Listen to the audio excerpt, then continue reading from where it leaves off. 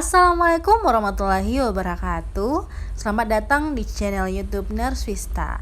Di sini saya akan membahas prediksi soal-soal berdasarkan kisi-kisi CPNS terbaru tahun 2021. Silakan ditonton sampai akhir ya. Oke, kita langsung masuk pada pembahasan ya. Jadi apa sih itu case finding? Case finding itu merupakan suatu kegiatan untuk pencarian kasus yang digunakan untuk mengatasi wabah. Dan tujuan dari case finding itu yang pertama, menemukan sumber penularan dan atau mencari penderita baru di masyarakat. Dan case finding ini melalui berbagai tahapan yang harus dijalani sampai ditemukannya seorang penderita melalui tracking, kemudian mulai dari gejala yang timbul sampai usaha dari penderita untuk mengatasi gejala tersebut. Case finding ini terdiri dari 4 metode, yaitu yang pertama active case finding. Nah, ini fokusnya itu hanya mencari yang dicurigai sakit. Jadi kalau nggak sakit, tidak di screening. Kemudian yang kedua, cara menjaring penderita dengan melibatkan peran kader masyarakat dan atau posyandu.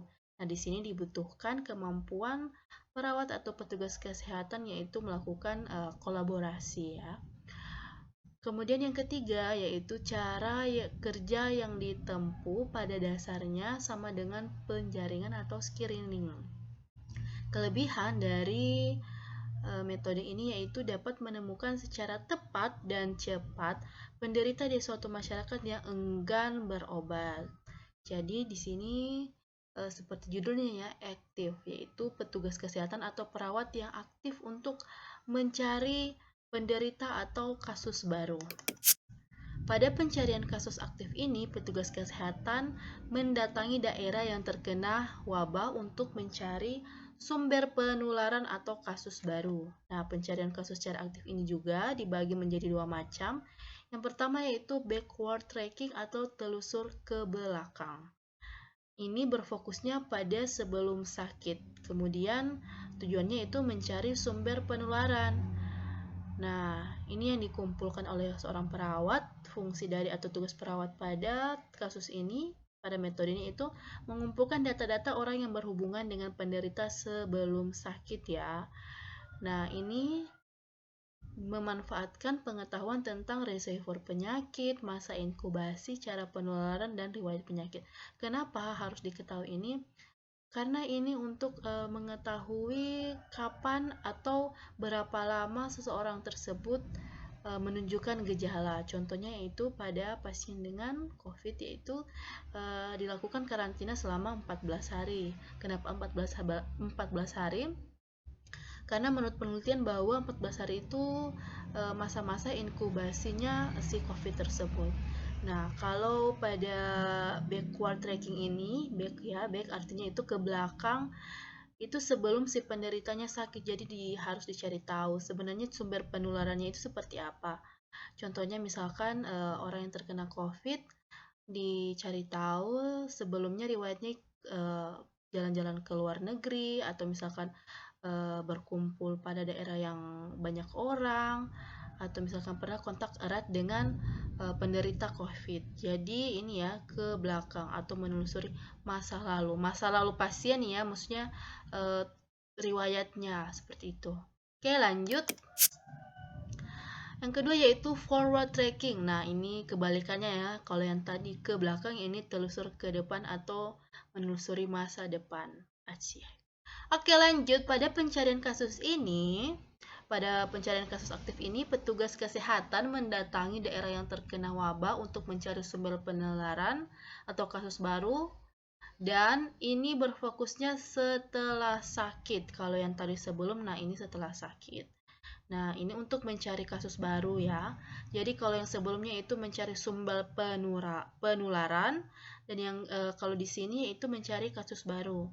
Nah, ini yang harus dikumpulkan yaitu data-data orang yang berhubungan dengan penderita setelah sakit, dan memanfaatkan pengetahuan tentang masa inkubasi, cara penularan, riwayat alamiah, gejala khas penyakit yang mewabah. Jadi ini fokusnya ke mencari kasus baru atau menemukan penderita yang baru agar tidak menyebar. Nah, yang kedua yaitu passive case finding. Dan ini hanya menunggu penderita yang datang, ini maksudnya ya, datang berobat ke suatu fasilitas kesehatan saja dan hanya mengandalkan laporan yang ada. Nah, kelemahan dari metode ini yaitu penderita yang tidak datang ke fasilitas kesehatan masih menjadi sumber penularan yang potensial.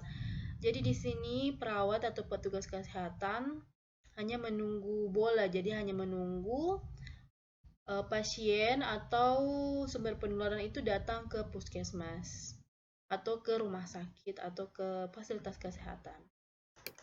Nah, lanjut yaitu case finding. Duh, ini cara bacanya gimana ya? Case. Aduh, maaf ya, jangan dibully. Case finding yaitu masyarakat yang mempunyai resiko tertular sebuah penyakit. Contohnya ini pada saat ini ya, pada saat pandemi. Kemudian membuat populasi waspada akan sebuah penyakit yang berpotensi cepat menular pada masyarakat luar. Contohnya itu upaya promotif dan preventif. Kalau pada pandemi COVID yaitu kita menerapkan misalkan PHBS, kemudian 3M, mencuci tangan, menggunakan masker. Jadi ini berfokusnya kepada usaha promotif dan preventifnya. Kemudian yang keempat yaitu intensive case finding. Nah, ini masyarakat telah terpapar oleh penyakit ya, dan dilakukan screening massal.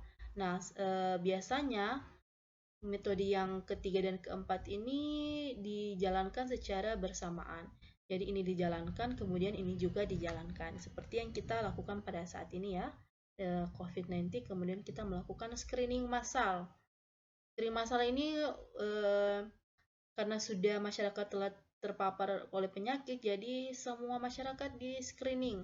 Jadi hanya kelompok-kelompok yang beresiko. Oke, lanjut ya. Nah, oke, langsung masuk aja ke latihan soal. Oke, soal pertama, suatu keadaan di mana meningkatnya kejadian kesakitan atau kematian yang bermakna secara epidemiologis pada suatu daerah dalam kurun waktu tertentu dan merupakan keadaan yang dapat menjurus pada terjadinya wabah disebut A. Kejadian luar biasa, B. Pandemi, C. Endemi, D. Kejadian tidak diharapkan, E. Penyebaran virus. Oke, silahkan dijawab dulu teman-teman.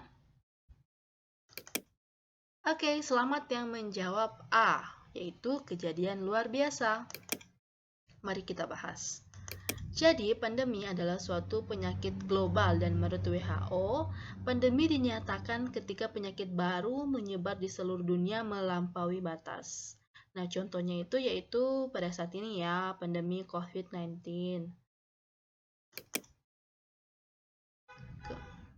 Kemudian, epidemi yaitu penyebaran suatu penyakit di suatu area yang luas dan cepat. Nah, kemudian yang ketiga ini, kejadian tidak diharapkan, ini sebenarnya hanya sebagai pengecoh saja ya, tidak ada hubungan. Tapi tetap akan saya jelaskan, yaitu kejadian yang mengakibatkan cedera yang tidak diharapkan pada pasien karena suatu tindakan. Atau kalau dalam bahasa lebih simpelnya, yaitu terjadinya malpraktik, baik itu dilakukan oleh dokter atau misalkan perawat, baik itu di puskesmas, di rumah sakit, atau di fasilitas kesehatan ya. Ini berhubungan dengan. Oke, lanjut nomor 2 ya. Seorang pasien perempuan berusia 45 tahun datang ke puskesmas dengan keluhan batuk berdahak sudah sebulan. Nafsu makan menurun, sering berkeringat pada malam hari. Pasien nampak kurus. Perawat yang bertugas melakukan pemeriksaan dahak pasien untuk melihat ada tidaknya infeksi tuberkulosis. Tindakan perawat ini termasuk A. Passive case finding, B. Active case finding, C. Intensive case finding, D. Primary case finding, atau E. Enquete case finding. Silakan dijawab dulu ya teman-teman. Baiklah, selamat yang menjawab A. Nah, kita bahas ya. Jadi, kalau active case finding ini, yaitu petugas kesehatan yang aktif atau petugas kesehatan yang mendatangi penderitanya langsung. Nah, sedangkan kalau yang intensif ini, yaitu dilakukan screening secara massal. Contohnya pada saat ini dilakukan karena terjadinya pandemi dan masyarakat sudah tertular, jadi lakukan intensif. Kemudian kalau primer ini nggak ada ya, ini sebagai pengecoh aja. Kemudian yang ini pokoknya itulah enquete case finding ini berfokus ke promosi kesehatan. Kemudian ini dilakukannya untuk mencegah terjadinya penularan penyakit. Nah, ini berlaku untuk semua masyarakat ya. Jadi tidak hanya kelompok beresiko, baik itu mau presiden, mau anggota DPR menjadi kelompok berisiko untuk terkena suatu penyakit. Nah, ini untuk promotifnya itu biasa dilakukan kayak kita sekarang ini, kita melakukan PHBS, yaitu perilaku hidup bersih dan sehat, kemudian menjalankan 3M, yaitu mencuci tangan, menjaga jarak, kemudian memakai masker, dan lain sebagainya. Ini masuk di bagian E. Nah, jadi jawaban yang paling tepat yaitu adalah pasif. Nah, teman-teman, untuk menjawab soal secara cepat dan tepat, yang perlu kita ketahui bahwa kita harus mengetahui apa kata kunci dari soal. Nah, ini soalnya ini panjang, tetapi di sini ada kata kuncinya, yaitu ini datang ya, datang ke puskesmas. Nah, jadi pasiennya ini datang ya, bukan petugasnya yang melakukan kunjungan rumah. Ini adalah kata kuncinya, itu datang ke puskesmas. Nah, oke, lanjut ya. Nomor 4, screening COVID-19 dilakukan oleh petugas medis yang berkompeten sesuai dengan pedoman protokol penanganan COVID yang diterbitkan Kementerian Kesehatan. Sebelum prosedur screening dilakukan, pasien akan diminta menjalani wawancara serta pemeriksaan epidemiologi. Petugas akan menanyakan sejumlah hal yang berkaitan dengan COVID. Di bawah ini yang bukan termasuk pertanyaan yang mendukung adalah A. Pernahkah datang ke wilayah yang masuk zona merah terpapar COVID-19 dan apa saja aktivitasnya di sana? Dan B. Apakah pernah berinteraksi dengan terduga pasien COVID? C. Sejauh mana pengetahuan mengenai COVID? D. Apakah mengalami gejala yang berhubungan dengan COVID? Atau E. Apakah pernah mengikuti acara yang hadiri oleh orang dalam jumlah banyak saat pandemi corona? Silakan dijawab dulu ya. Oke, sudah? Selamat yang menjawab C. Jadi ini ya, sejauh mana pengetahuan. Ini di soal disebutkan di bawah ini yang bukan termasuk pertanyaan yang mendukung. Kalau A, B, D, dan E itu termasuk, dan C sejauh mana pengetahuan. Jadi pengetahuan penderita itu tidak terlalu penting untuk mengetahui screening ya. Oke, lanjut.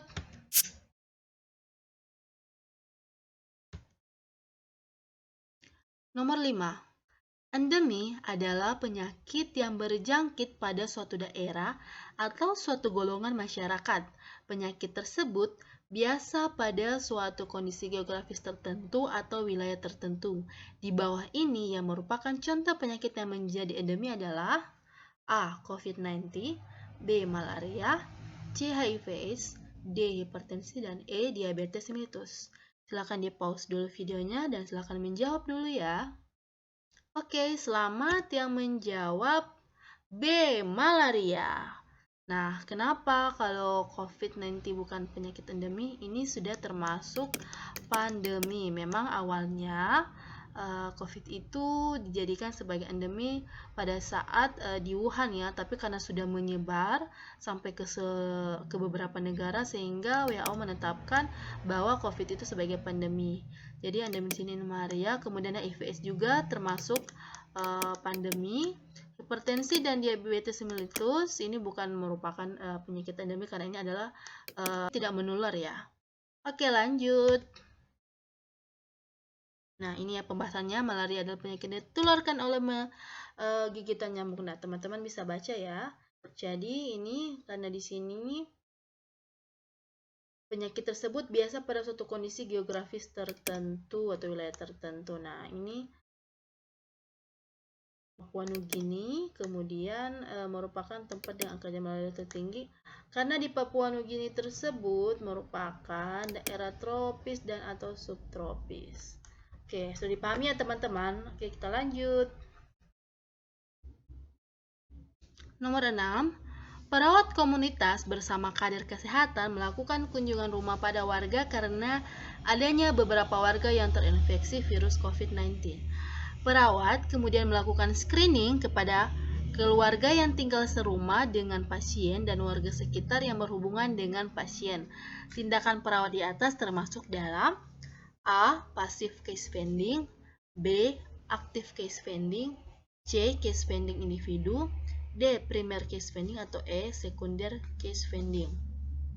Silakan di pause dulu videonya dan dijawab dulu ya teman-teman. Oke, selamat yang menjawab B.